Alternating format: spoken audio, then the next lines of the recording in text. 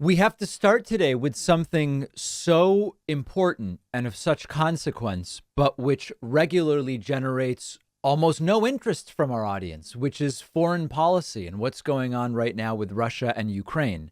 As we've been covering, and as many of you have been seeing on a variety of different media outlets, Russia has been massing troops at the border with Ukraine. Now, even that statement is questioned by some who want to defend Putin or claim that that's all a lie for the purposes of furthering American imperialism or whatever.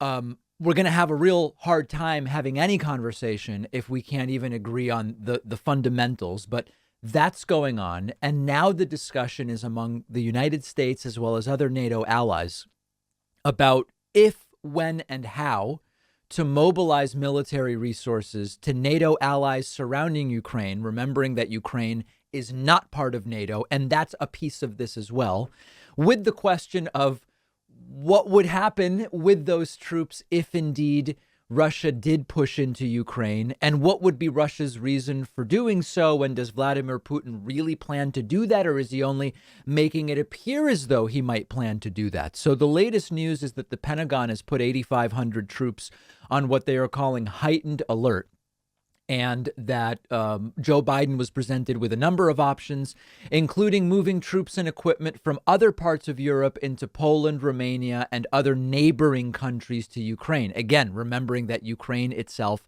is not a NATO ally. The U.S. is discussing the deployment of military forces to Eastern Europe with NATO allies. Lloyd Austin has placed 8,500 troops on heightened alert to assist with the defense of NATO allies. We have a clip of that. Here is John Kirby, the spokesperson from the Pentagon. I want to provide some facts on these preparations that will reinforce our commitment to NATO and to the NATO response force and increase our readiness. Secretary Austin has placed a range of units in the United States on a heightened preparedness to deploy, which increases our readiness to provide forces if NATO should activate the NRF or if other situations develop. All told, the number of forces that the Secretary has placed on heightened alert comes up to about 8,500 personnel.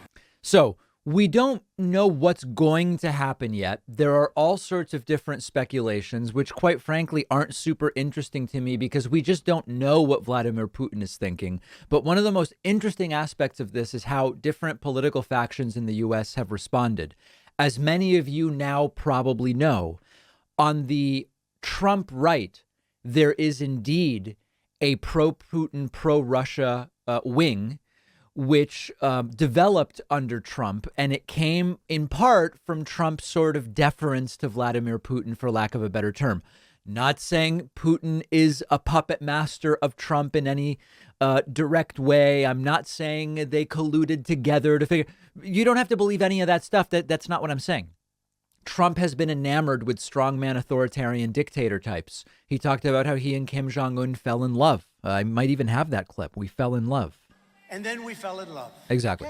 Okay. You guys know all this stuff. And to that end, we have seen a lot of these Trumpists kind of become enamored similarly with Putin and Russia.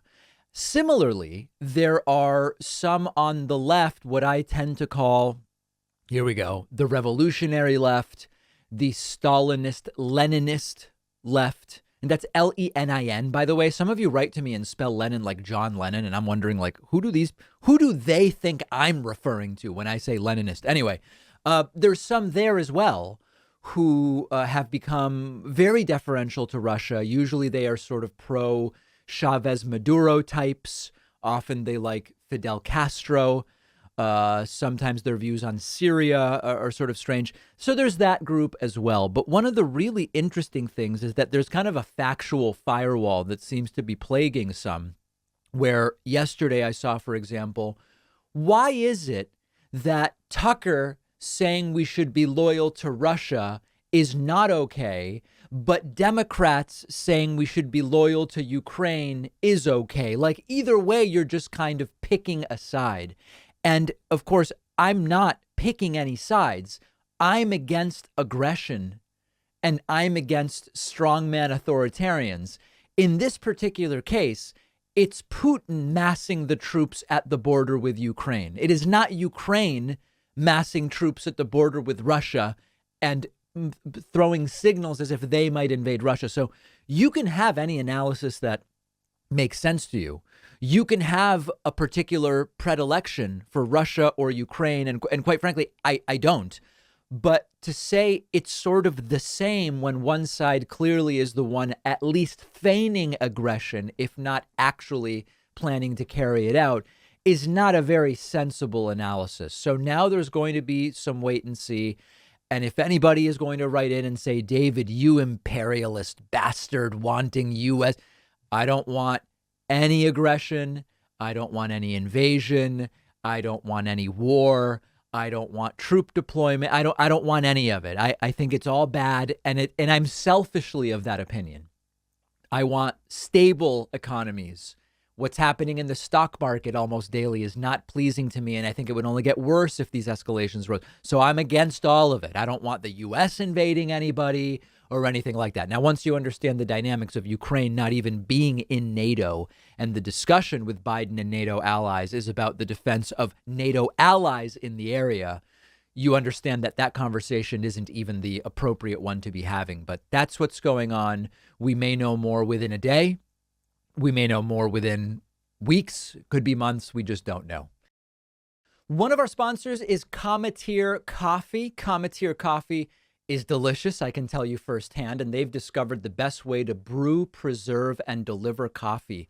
Their brewing process captures over 2,000 flavor compounds.